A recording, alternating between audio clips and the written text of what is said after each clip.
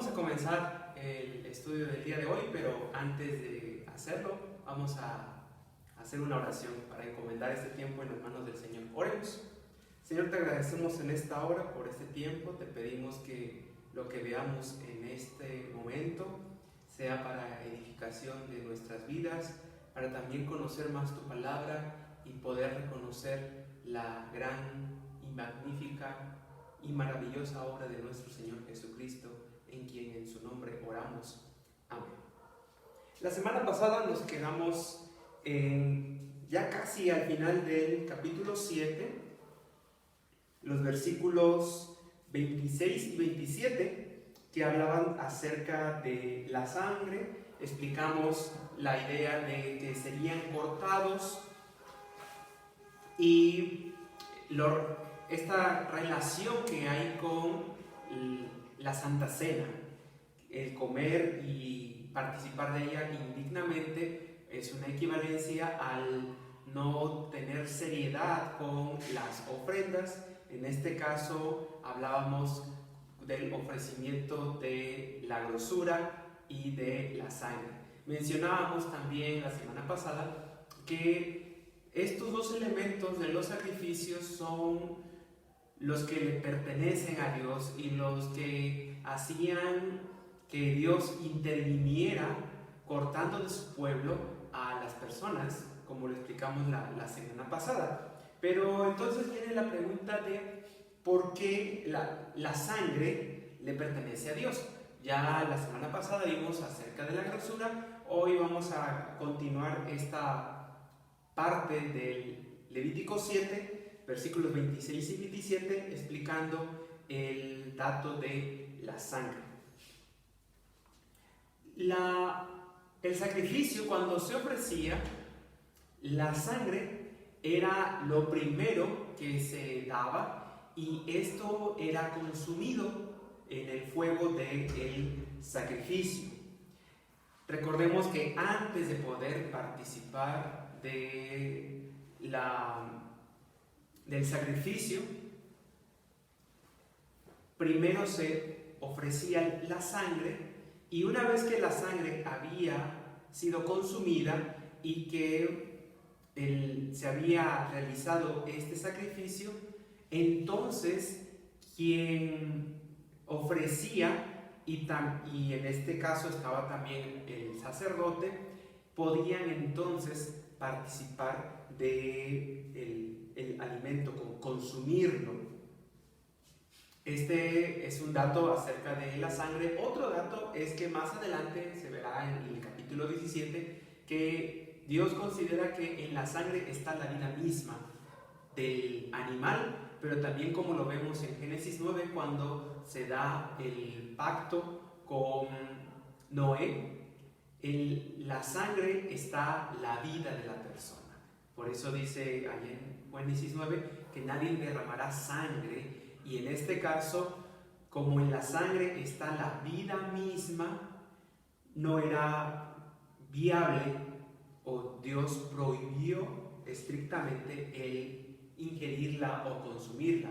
Una, porque también los otros pueblos lo hacían, los otros pueblos paganos. Incluso si nosotros vamos y hacemos un poco de historia en nuestro contexto en las Américas, nos daremos cuenta de que este tipo de sacrificios con sangre y también donde se ingería o se consumía la sangre era parte de estas culturas prehispánicas, y también lo eran en el mundo en el cual estaban inmersos el pueblo judío, o los hebreos mejor dicho. Recordemos que uno de los temas importantes de Levítico es la santidad, y santo decíamos que es apartado, pero que también santo significa o hace referencia a distinto. Dios quería hacer que su pueblo fuese distinto como Él es distinto, que Él no tenía ninguna relación con los otros dioses, y de ahí pues también esta separación entre los otros pueblos que ingerían la sangre, que también era parte de los sacrificios y de lo que comían quienes los ofrecían y el pueblo de Dios. Otro dato que tenemos que con la sangre y también con la vida es que Dios es el dueño de las vidas. Dios es el que da la vida y Dios también es el que la quita. Si recordamos lo que dice el libro de Job, él reconoce en las pruebas que ha tenido que Dios es el que da, Dios es el que quita, y termina la expresión: bendito sea el nombre del Señor. Dios es el dueño de las vidas, y como la vida está en la sangre, es algo que pertenece a Dios. Dios tiene contado cada uno de nuestros días. Él sabe hasta cuándo vamos a estar en este mundo, si es que no nos toca verlo regresar a Él por segunda vez, y a Él entonces le pertenece este dato. Otra característica de la sangre, sobre todo en los sacrificios de expiación, es decir, los que eran para quitar los pecados, para hacer justicia, porque la consecuencia del pecado es la muerte, es que se derramaba la sangre. Esa sangre tenía esa función de que como se había cometido pecado y Dios no podía tolerar eso y tenía que hacerse justicia por ello, de ahí, como se vio al principio de este libro, las personas que acudían con este tipo de sacrificios ponían su mano derecha sobre el animal, en un simbolismo de que el animal estaba tomando el lugar de ellos, y entonces ahora el animal portador de la maldad y de los pecados de la persona, por los cuales esta persona estaba arrepentida, entonces se degollaba al animal. Esto nos hace referencia de manera muy clara a lo que nos dice el libro de los Hebreos, en donde Jesús derramó su sangre por nosotros, y también lo que dice Primera de Pedro. Quiero ir a estos pasajes sin perder de vista Hebreos capítulo 7 para que quede clara esta idea.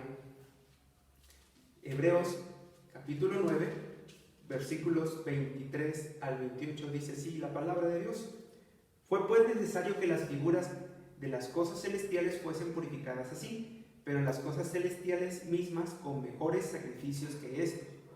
Porque no entró Cristo en el santuario hecho de mano, figura del verdadero, sino que el cielo mismo, para presentarse ahora por nosotros ante Dios, y no para ofrecerse muchas veces, como entra el sumo sacerdote en el lugar santísimo cada año con sangre ajena. De otra manera le hubiese sido necesario padecer muchas veces desde el principio del mundo, pero ahora en la consumación de los siglos se presentó una vez para siempre por el sacrificio de sí mismo, para quitar de en medio el pecado. Y de ninguna manera está establecido que los hombres que mueran una sola vez y después de esto el juicio. Así también Cristo fue ofrecido una sola vez para llevar los pecados de muchos, y aparecerá por segunda vez sin relación con el pecado para salvar a los que le esperan. El sacrificio de Jesús fue solo una vez, pero como Levítico o la religión judía era una sombra, era la prefiguración o la introducción de lo que sería la obra de Cristo, entonces tenemos que estos sacrificios eran una y otra vez. De hecho, seguían después de que Jesús fue crucificado, porque los judíos no creían, hasta la destrucción del templo en el año 70. Y el otro pasaje que mencioné es Primera de Pedro, capítulo 3, versículos 17 y 18, que dice: porque mejor es que padezcáis haciendo el bien, si la voluntad de Dios así lo quiere, que haciendo el mal. Porque también Cristo padeció una sola vez por los pecados, el justo por los injustos, para llevarnos a Dios, siendo a la verdad muerto en la carne, pero vivificado en espíritu. Entonces, si recapitulamos, primero era que se ofrecía la sangre en estos sacrificios que tenemos en Levítico capítulo 7, y después se comía. Esto mismo lo tenemos en la Santa Cena. Primero se consagran los elementos,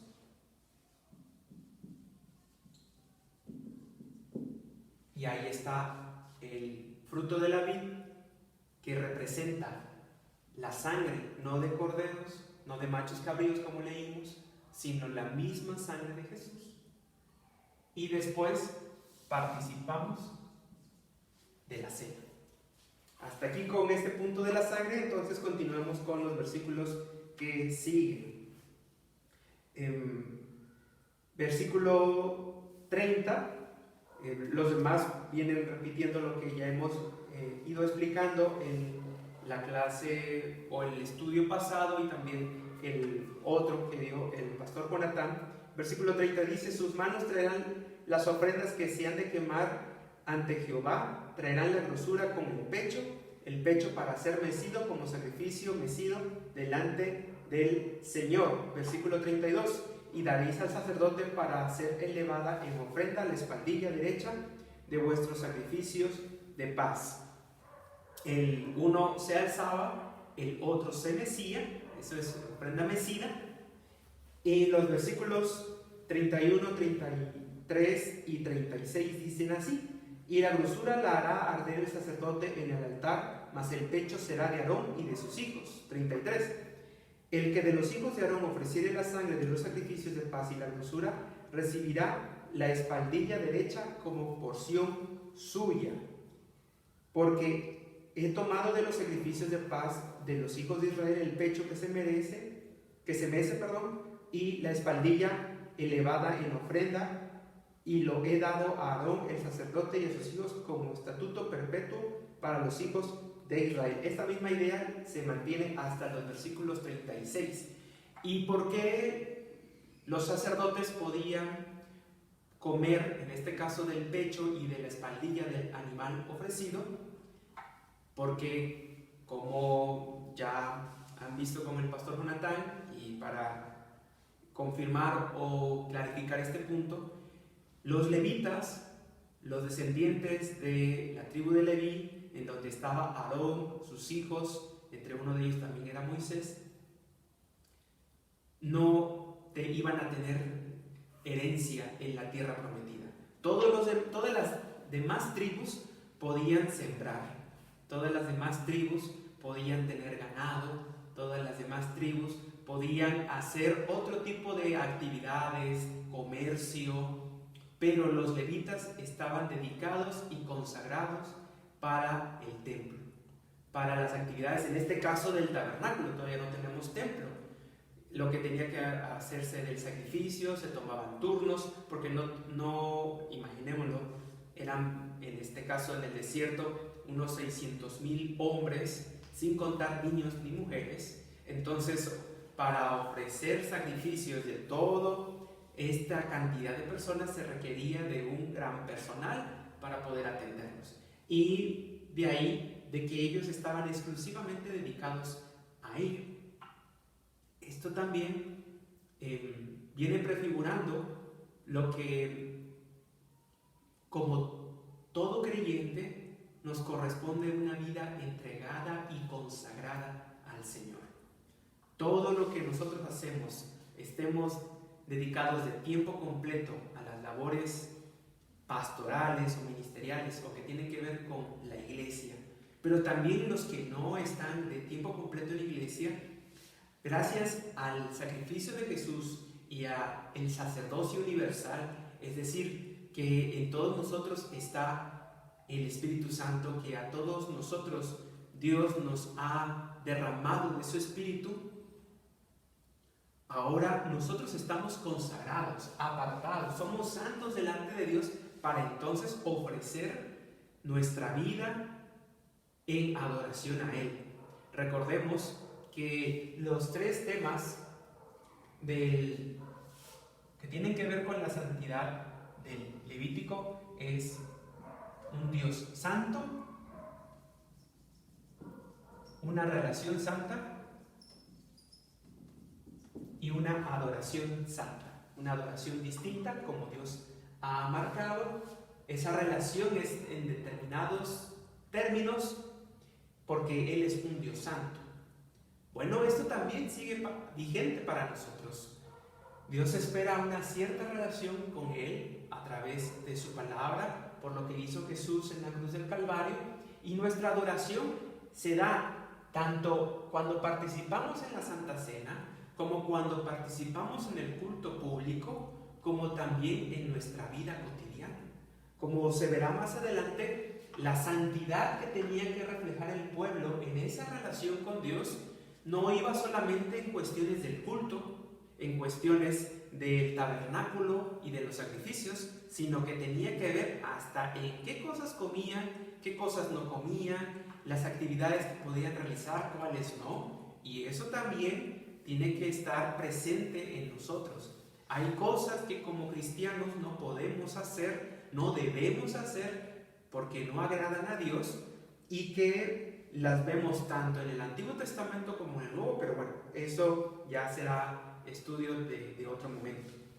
Solo para ampliar esta idea de que en este caso los levitas, como no tenían tierra donde cultivar, ellos dependían de las ofrendas y de los sacrificios que se daban, porque de ahí ellos también comían. Versículos 37 y 38 para terminar este capítulo, y entonces entramos al capítulo 8. Esta es la ley del holocausto, de la ofrenda, del sacrificio por el pecado, del sacrificio por la culpa, de las consagraciones y del sacrificio de paz, la cual mandó Jehová a Moisés en el monte Sinaí el día que mandó a los hijos de Israel que ofreciesen sus ofrendas a Jehová en el desierto del Sinaí. Todos estos versículos 37 y 38 son el cierre de una sección. Si ponemos Levítico del capítulo 1 hasta el capítulo 7. Toda esta sección es la que está resumiendo los versículos 37 y 38 de este capítulo 7, y como pueden observar, están en el desierto del Sinaí. El pueblo todavía no se ha movido, no ha ido a ninguna otra parte. ¿Por qué? Porque están al pie del monte. Dios ha dado ordenanzas. Entre esas ordenanzas pues están las de final del libro de Éxodo, y esas ordenanzas, como se desarrolla el final del libro de Éxodo y ya se puede vislumbrar con las ordenanzas aquí en el libro de Levítico, ya ellos establecieron el tabernáculo, están, por así decirlo, cumpliendo las ordenanzas que han recibido, pero no se han movido. Siguen ahí, y entonces Dios dio ordenanzas sobre el tabernáculo, el pueblo ofrenda para el tabernáculo, y entonces se construye el tabernáculo. Eso ya lo vimos. Después Dios da ordenanzas sobre los sacrificios, y para ofrecer los sacrificios estaban los levitas, en este caso Aarón y sus hijos. Ahora corresponde que se pueda efectuar eso. Pero antes de empezar los sacrificios, es necesario la consagración de los sacerdotes y, por así decirlo, la ordenación de Aarón y de sus hijos, la cual vamos a empezar a ver en este capítulo 8 de Levítico. En este sentido, los capítulos 28 y 29 de Éxodo ya habían dado instrucciones, Dios, de lo que va a suceder aquí en el capítulo 8 de Levítico. En el capítulo 28 y 29 de Éxodo, Dios da ordenanzas del tipo de vestidura, que tenían que tener los sacerdotes y de cuál iba a ser la vestimenta de ellos. Cada uno de esos elementos estaba señalado en estos capítulos. Bueno, en 28 y 29 de Éxodo tenemos las instrucciones, la ordenanza, y ahora en el capítulo 8 de Levítico tenemos el cumplimiento de lo que se ha dicho y de las indicaciones, para entonces poder cumplir tanto lo que dice Éxodo capítulo 28, pero también Éxodo 39 del 1 al 31, Éxodo 40 del versículo 12 al 16, que es lo que veremos cumplirse en Levítico 8 del versículo 1 al 36. Y aquí podemos ver que hay una correspondencia entre lo que Dios dice y lo que el pueblo hace. Dios habla a través de Moisés algo, Moisés se encarga junto con el pueblo de cumplir eso. Y eso tenemos que tenerlo presente. Muchos, cuando nos topamos con el libro de Levítico o Éxodo o Números, vemos que son como datos que son muy lejanos a nosotros, pero en esencia está esto que Dios manda, nos corresponde a nosotros escuchar y obedecer. Entonces, adentrémonos en el capítulo 8, versículo 1 dice: y habló Jehová a Moisés diciendo: toma a Aarón y a sus hijos con él y las vestiduras, el aceite de la unción, el becerro de la expiación, 2 carneros, el canastillo de los panes sin levadura, y reúne toda la congregación a la puerta del tabernáculo de reunión. Este iba a ser un evento en el que todo el pueblo iba a estar presente, y los elementos para la ordenación de los sacerdotes estaban en la vestidura especial, versículo 2, ahí mismo en el versículo 2, el aceite de la unción, el becerro de la expiación, es decir, esta obra para hacer justicia por los pecados cometidos de los sacerdotes, los 2 carneros.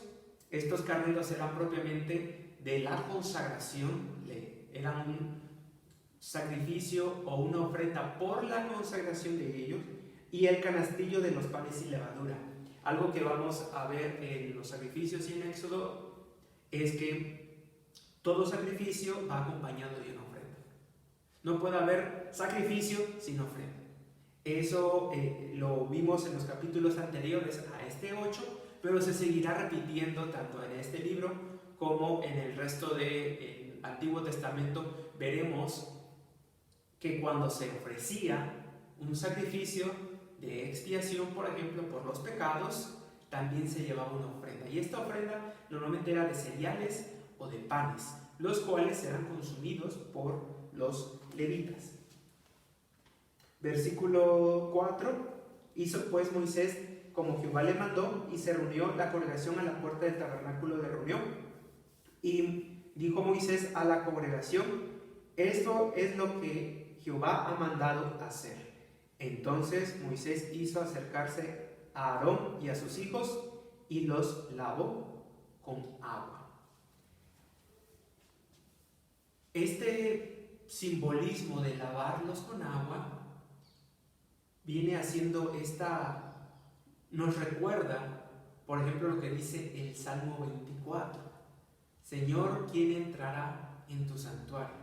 El versículo 4 del Salmo 24 dice: el de manos limpias, el de corazón puro. Ese es el que va a entrar al santuario. Y aquí está haciendo referencia directa a los sacerdotes, a los levitas, porque ellos eran los que entraban al santuario. El pueblo normal se quedaba en el atrio, o como vemos aquí, era espectador de lo que sucedía con los sacerdotes. Ahora nosotros tenemos entrada a ese santuario por el sacrificio de Jesús. Cuando Él fue crucificado, el velo se rasgó, haciendo referencia a que todos tenemos acceso a la presencia de Dios. Ya no hay un impedimento, ya no tiene que ser una persona específica que pueda sentir la presencia de Dios de que pueda estar en comunión con Dios, que pueda orar en Dios o interceder. Todos podemos gracias a la obra perfecta de Jesucristo. El 1 Juan, capítulo 1, versículo 7 nos habla que si confesamos nuestros pecados, el Señor es fiel y justo para perdonar nuestros pecados y limpiarnos de toda maldad.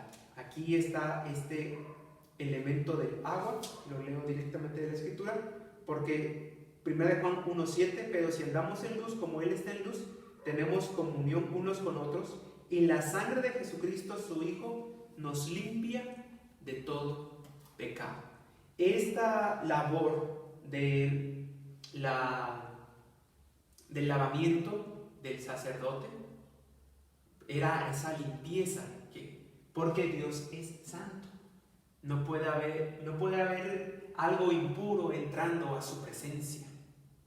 Si nosotros quisiésemos entrar con nuestro pecado, a como somos, con lo que hacemos, con lo que pensamos, a la presencia de Dios, estaríamos muertos como muchos personajes del Antiguo Testamento y de los que veremos en este mismo de Levítico, sobre todo en el capítulo 10. Pero gracias a la obra de Jesús, Dios no ve nuestro pecado, nuestra impureza, nuestra maldad, sino la obra perfecta de Jesús. Algunos estarán preguntando, pero ¿por qué todo? ¿No sería como poner un equivalente o una relación entre el agua significa esto y los sacrificios significan el sacrificio de Jesús? ¿Y por qué todo tiene que ver con el sacrificio de Jesús? Una, porque la Biblia lo dice en el libro de Hebreos capítulo 8, capítulo 9, capítulo 10, pero también porque así es parte de la revelación bíblica. Todo lo que está contenido en el templo, los sacrificios, el sacerdote, la obra, las ofrendas, tiene que ver con Cristo. Y Cristo fue el que cumplió de manera perfecta todo eso.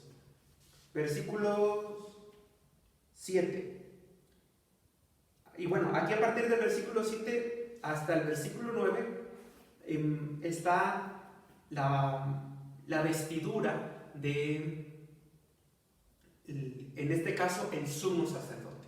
Más adelante tendremos cómo es preparado los hijos de Aarón o los otros sacerdotes, pero ahora vamos a explicar la vestidura y la función del sumo sacerdote. Vamos a hacerlo según los elementos que ya vamos teniendo aquí. Vamos a ir por partes para que puedan irse dando una idea de qué era todo lo que representaba y llevaba en sí el sumo sacerdote.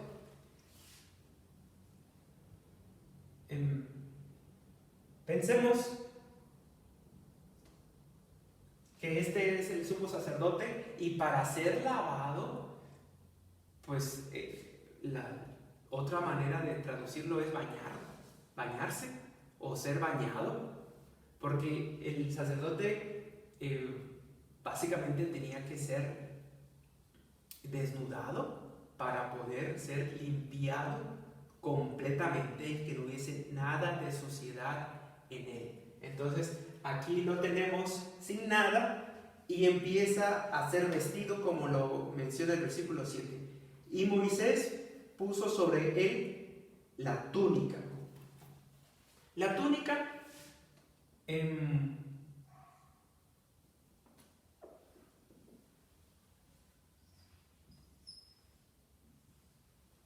era de lino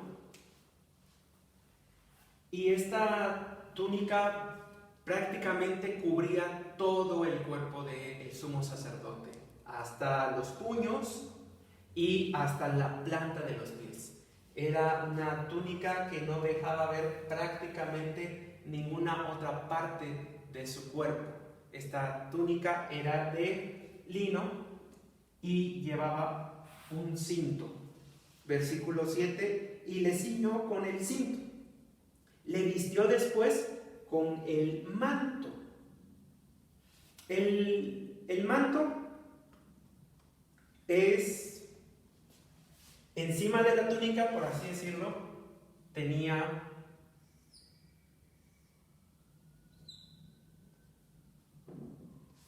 otra,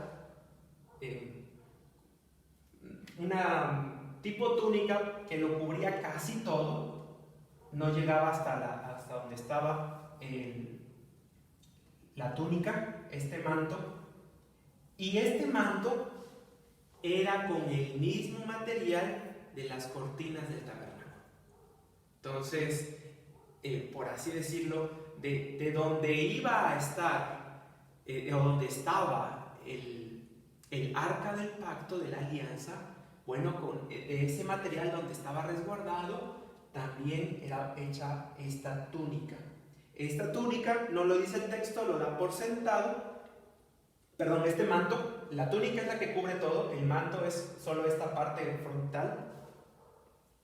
Tenía las campanas, como lo dice Éxodo capítulo 28, versículos 34 al 35, que vale la pena recordar este pasaje. Éxodo 28 dice así: una campanilla de oro y una granada, y otra campanilla de oro y otra granada en toda la orla del manto alrededor. Entonces era campanilla, granada, etc. Y estará sobre Aarón cuando ministre, o sea, el sumo sacerdote, y se oirá su sonido cuando entre en el santuario delante de Jehová y cuando salga, para que no muera. Esta era una orden porque iba a entrar a la presencia de Dios. Tenemos después, versículo 7, y puso sobre él el éfod.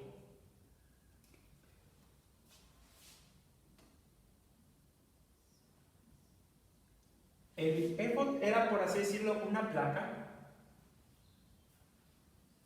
que en esa placa tenía 12 piedras, las cuales representaban las 12 tribus de Israel, y era sostenida con unas cuerdas de oro y con unas piedras ónix en los hombros o en esta parte del sacerdote.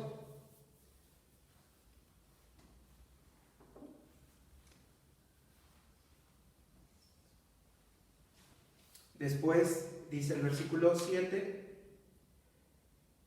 y lo ciñó con el cinto del éfod. El cinto del éfod era uno igual, hecho con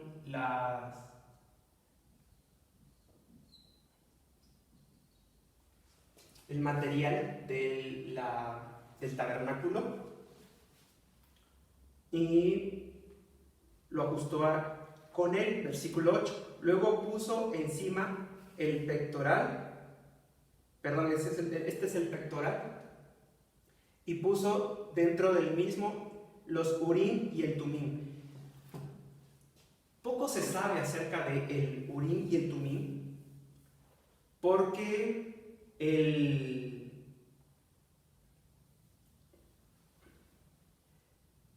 no hay una referencia exacta de cómo era exactamente. Lo que podemos saber es que al parecer eran usados junto con el pectoral, y eran para recibir respuestas de parte de Dios, afirmativas, negativas o neutras de lo que tenían que hacerse.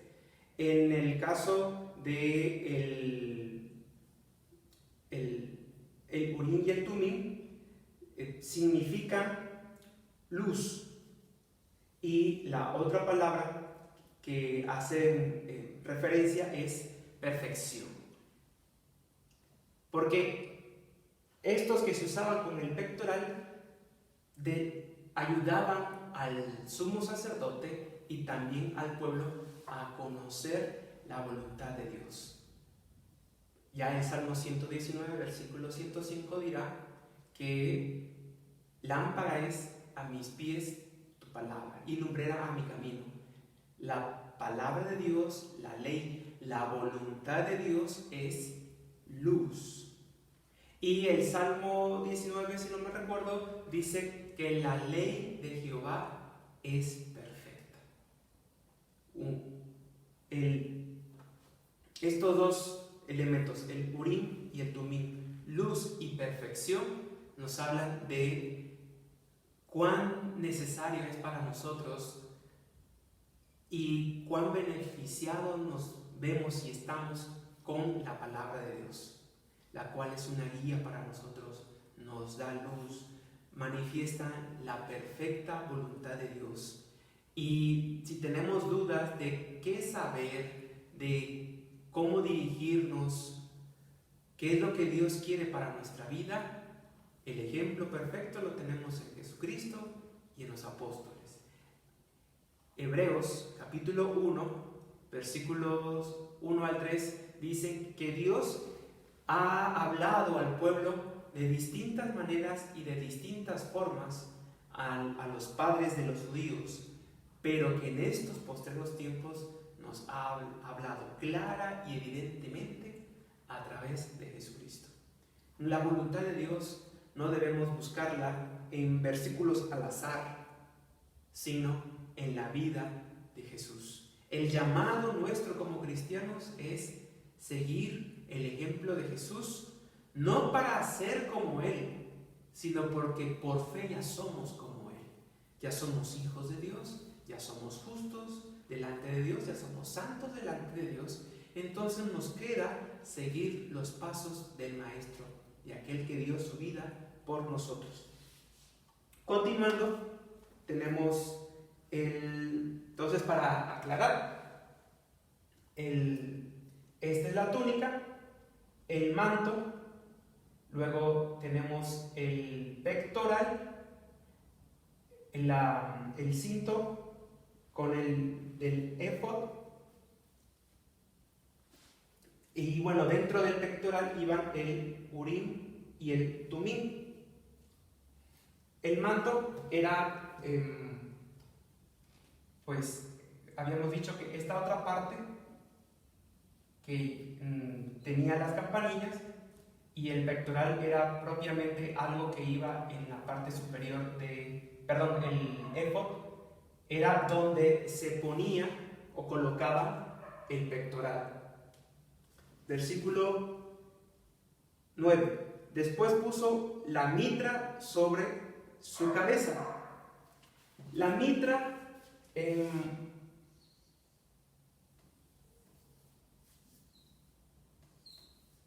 es, por así decirlo, un turbante. Era un turbante especial, el turbante que solo usaba el sumo sacerdote. De ahí que tenga un término especial y sea la mitra. Y enfrente puso la lámina de oro, la diadema santa.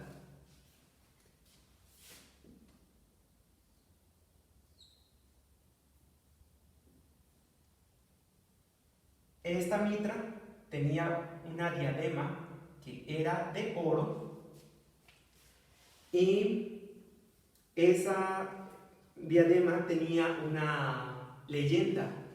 Éxodo capítulo 28, versículo 36.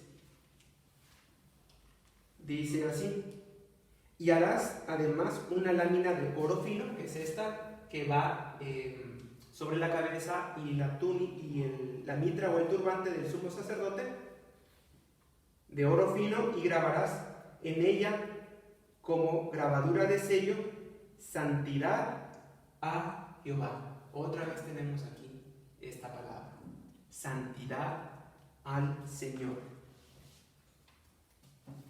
Si nos damos cuenta o empezamos a recapitular, tenemos al sumo sacerdote con las 12, representando a las 12 tribus de Israel, con la insignia o la señal de que la santidad pertenecía al Señor. Es decir, este pueblo apartado este pueblo de Dios le demanda santidad, le debe santidad a Dios. Y esta santidad, el representante de ella era el sumo sacerdote. El sumo sacerdote, por así decirlo, era el representante entre Dios y el pueblo. ¿Por qué? Porque el sumo sacerdote, con las 12 piedras que representaban o que tenían que ver, tenían incluso el nombre de cada tribu, era el que representaba al pueblo.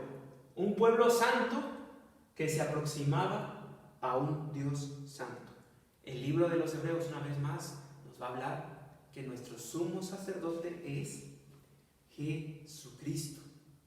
Él es nuestro sumo sacerdote, el que nos comprende en todo, el que ha padecido todo, pero que también Él entró al lugar santísimo, en lugar nuestro. Versículo 10 dice así: y Moisés tomó el aceite de la unción y ungió el tabernáculo y todas las cosas que estaban con él y las santificó y roció. Esta acción de rociar se repite también en el Nuevo Testamento con la palabra baptice, es decir, rociar es el modelo que se ve también en la traducción de la Biblia al griego. Recordemos que esta parte de Levítico está escrito en hebreo. La traducción al griego se conoce como la Septuaginta, y mucho del lenguaje de este griego es usado en el Nuevo Testamento. ¿Por qué menciono esto? Porque aquí esta parte de que se rocía el aceite es este término que se ha traducido en el Nuevo Testamento como bautizar. Y aquí ya tenemos este modo en el que se podía entender el bautizo, o otra palabra es aspersión. Y si lo leemos de esta otra forma, es versículo 11: y roció o esparció aceite 7 veces y ungió el altar y los utensilios, la fuente y la base para santificarlos, y derramó, ahí sí ya, derramó el aceite de la unción sobre la cabeza de Aarón y lo ungió para santificarlo. El aceite significa o representa el Espíritu Santo. Ese aceite que, si lo vemos, está sobre la cabeza de Aarón, sobre él. Ese aceite está sobre los utensilios, porque el Espíritu Santo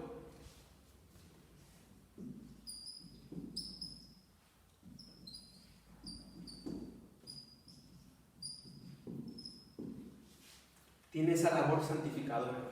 Consagra los elementos, consagra al sumo sacerdote y también capacita a todos los utensilios y a las personas para poder ejercer el ministerio, en este caso del sacerdocio. Nosotros, por la fe en Jesucristo, hemos sido ungidos con este aceite, que es el Espíritu Santo, que está en nuestras vidas y que nos consagra en una relación, nos capacita para adorar a este Dios Santo de una manera especial. Esta relación con Dios, todo servicio que nosotros hagamos, nuestras alabanzas, nuestras oraciones, no son posibles sin la intervención del Espíritu Santo. De ahí la importancia de el Espíritu Santo en nuestra vida, y que lo vemos ya en el Antiguo Testamento simbolizado con el aceite. Si no había sido ungido, el sumo sacerdote no podía ministrar. no podía acercarse a la presencia de Dios, no podía ser oídas esas oraciones. De igual manera nosotros, gracias a lo que hizo Jesús, nosotros tenemos una relación con Dios. Gracias a que tenemos al Espíritu Santo en nuestra vida, Él lleva nuestras oraciones a Jesús, que intercede por nosotros, y Él al Padre. Nuestra adoración es llevada a Dios. El Espíritu Santo es el que pone ese deseo de buscar a Dios, de leer su palabra, de tener comunión con Él. El Espíritu Santo es el que, por así decirlo, nos permite ser estos sacerdotes en el siglo XXI para ministrar y acercar a Dios con las personas. Cristo, que es el sumo sacerdote por excelencia, nos acerca a Dios, intercede por nosotros, toma nuestro lugar, es el intermediario. Y ahora Él nos capacita con el Espíritu Santo para que nosotros también podamos ser intermediarios con Él, que nosotros llevemos a la gente hacia Jesucristo. Un último dato para ya terminar el estudio del día de hoy. El sumo sacerdote tenía que, si se dan cuenta, prácticamente ninguna parte del sumo sacerdote quedaba descubierta para poder ser intermediario con Dios. El sumo sacerdote por excelencia murió desnudo, crucificado, pero lo hizo con un propósito que ya se puede vislumbrar en el libro de Zacarías. Zacarías capítulo 3 nos dice así la palabra de Dios, de los versículos 1 al 8. Y me mostró al sumo sacerdote Josué, el cual estaba delante del ángel de Jehová, y Satanás estando a su mano derecha para acusarle. Y dijo Jehová a Satanás: Jehová te reprenda, oh Satanás. Jehová, que ha escogido a Jerusalén, te reprenda. ¿No es este un tizón arrebatado del incendio? Y Josué estaba vestido de vestiduras viles y estaba delante del ángel.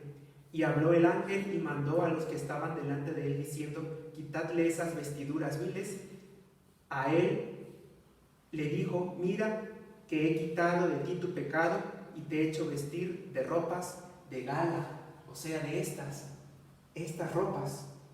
Y después dijo: pongan mitra, el turbante limpia sobre su cabeza. Y pusieron una mitra limpia sobre su cabeza y le vistieron de ropas. Y el ángel de Jehová estaba de pie, y el ángel de Jehová amonestó a Josué diciendo: así dice Jehová de los ejércitos: si anduvieres por mis caminos y guardares mis ordenanzas, también tú gobernarás mi casa, también guardarás mis atrios, y entre estos que aquí están te daré lugar. Escucha pues ahora, Josué sumo sacerdote, tú y tus amigos que se sientan delante de ti, porque son varones simbólicos. He aquí yo traigo a mi siervo el renuevo, Jesucristo. Nosotros somos como ese sumo sacerdote Josué, de vestiduras viles, y que Satanás está acusando. Pero ¿qué es lo que hace Dios? Dios puso esas vestiduras viles sobre alguien más, sobre ese renuevo, sobre Jesucristo. Todos nuestros pecados, nuestros malos pensamientos, nuestras malas acciones, nuestra inmadurez, nuestra manera inapropiada de ser, de comportarnos, de ser, todo eso, todas esas vestiduras viles las puso sobre Cristo. Por eso Él muere desnudo. Era la manera más vil en la que una persona podía morir, y estar desnudo. ¿Por qué? Porque ahora nosotros delante de Dios tenemos estas vestiduras que representan al pueblo de Dios, estas vestiduras que nos permiten entrar a la presencia de Dios, esta mitra, este turbante que dice santidad al Señor. Dios nos ha consagrado y nos da esa oportunidad de poder ministrar en su casa, en su templo, con su pueblo, con los suyos, pero también con el mundo. Vamos a orar. Señor, te agradecemos en esta hora por este tiempo que nos has permitido tener, por este estudio. Te pedimos que tú confirmes la enseñanza del día de hoy, que también sensibilices nuestro corazón para poder seguir tus mandatos, para poder en gratitud, en respuesta a lo asombroso que hizo Jesús por nosotros, seguir esos pasos de nuestro gran sumo sacerdote. Gracias, Señor Jesús, porque tú has quitado toda la vileza, toda la maldad, toda la impiedad, la rebelión, el pecado que hay en nosotros. Tú lo llevaste en lugar nuestro y tus vestiduras reales, sacerdotales, nos las has dado. Gracias, Espíritu Santo, porque haces efectiva esa vestidura espiritual en nuestra vida, que se ve reflejada en nuestro comportamiento, en nuestra manera de vivir y también de dar testimonio al mundo de que somos un pueblo distinto y de que este pueblo distinto invita a esas otras personas que están lejos de Dios a acercarse a Él. En el nombre de Jesús. Amén. Muy bien, hermanos, nos quedamos donde Aarón es vestido. Vamos a continuar la semana que viene con la vestidura de los hijos de Aarón y con la consagración de él. Sigan estudiando ahora Levítico capítulo 8. Que el Señor los bendiga.